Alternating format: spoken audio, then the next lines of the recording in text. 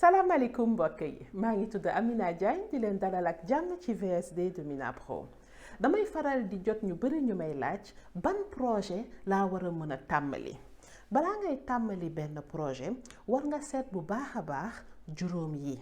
benn bi mooy ndax projet bi am na ay soxla yu muy faj du ne rekk am na lu ñëw sama xel am na loo xamante ne bëgg naa ko def ma dugg ci damay njëkk a seet projet bi ban soxla la nekk di faj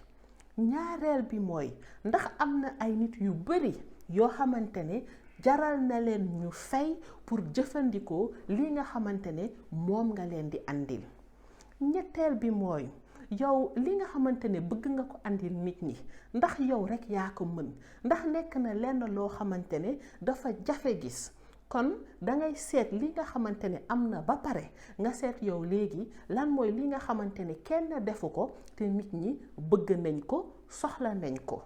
ñeenteel bi mooy fan nga mënee dangay xool sa bopp bu baax a baax nga dugg ci lenn loo xamante ne yomb na ci yow waaye dina jafe torop ci ñeneen ñi ñu mën a toppandoo walla mën a def li nga xamante ne yow yaa ngi koy def ba pare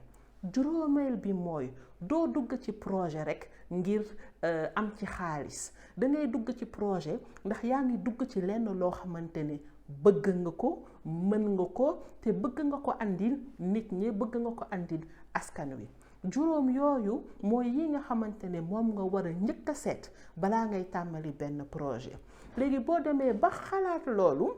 li ci topp nag mooy ngay waxtaan ak nit ñi ku nekk nga dem seet leen ngir mën a xam ndax li nga xamante ne moom nga xalaatoon loolu moo nekk bu dee loolu moo nekk nga mën a nag dugg ci yeneen étape yi nga xamante ne moo lay yóbbu ci projet bi